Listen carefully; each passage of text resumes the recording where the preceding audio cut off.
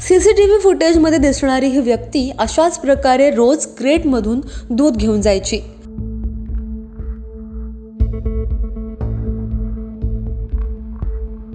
त्यामुळे दादरच्या सिद्धिविनायक मंदिर परिसरात राहणारे दूध व्यावसायिक संकेत गोलतकर रोज सकाळी प्रश्नात पडायचे की आपल्या क्रेटमधल्या दुधाच्या पिशव्या जातायत कुठे। या चोराचा पर्दाफाश करण्यासाठी अखेर त्यांनी आपल्या घराच्या परिसरात सीसीटीव्ही लावला। काही दिवसातच अशा प्रकारे त्यांनी या चोराला रंगेहात पकडलं।